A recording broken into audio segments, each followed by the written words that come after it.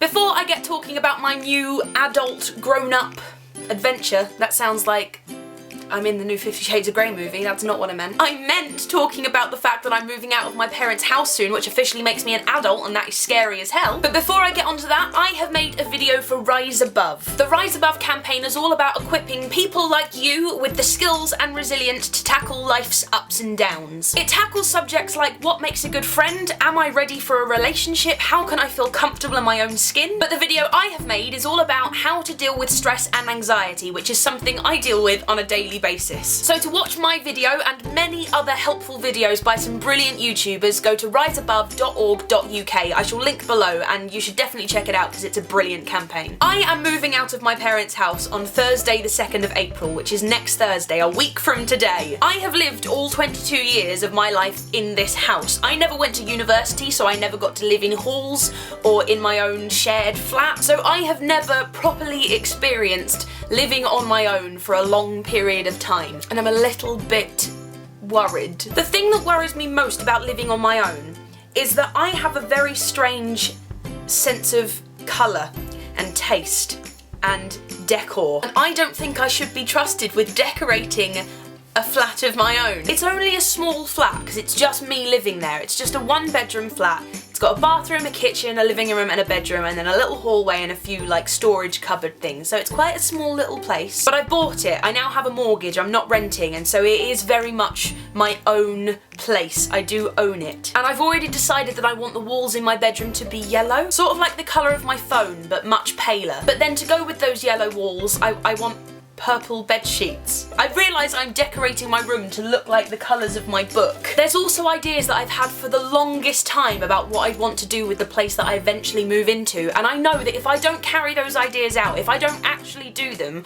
I will never be satisfied with whatever else I do to that apartment. For instance, there's a little corner of the living room that I've designated for a desk. It's going to be my little study area. And at that desk, I will probably be spending most of my time replying to letters that you guys have sent me, because I still have hundreds and hundreds of them, and I swear I will get through them, I promise, I'm so sorry. The problem about the letters is that once I've replied to them, I still have the original letter that they sent me and its envelope.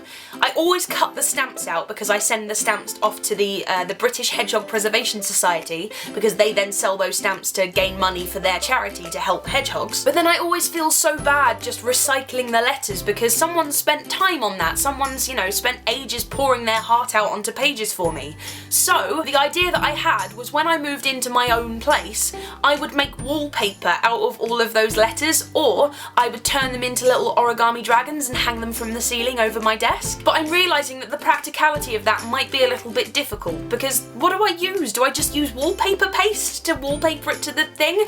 And it's going to be an ongoing collage because I get sent letters all the time, and so I'm going to have to keep overlapping them. So am I just going to have a bucket of wallpaper paste in the living room forever? I also want a little portion of my bedroom wall to be painted with chalkboard paint, so I can chalk stuff onto it and then rub it off like to-do lists and stuff and just generally use it as a chalkboard. But the thing about chalkboard paint is that it's really expensive. But then I looked on good trusty Pinterest and I found a recipe to make chalkboard paint. So I'm going to give that a go and see what happens, but I feel like it's going to end up in a disaster. Who knows? Speaking of Pinterest though, I have created a board on Pinterest called Hope House, because that's what I'm calling my apartment. And I'm going to be adding pictures and links and colours and just creating a big mood board for Hope House. So I will link to that below this video so you can see the kind of thing that I'm going for, the kind of feel that I'm trying to create, the ambiance. And maybe we should have a hashtag on Twitter, why not? So you guys can send me your own links and your own ideas. So tweet me your ideas using hashtag Hope House. Hashtag Hope House. We like alliteration here on It's Way Past My Bedtime. There are 3 things that I will never run out of at my flat because of the amount of it that I've been given by you guys at Stage Door.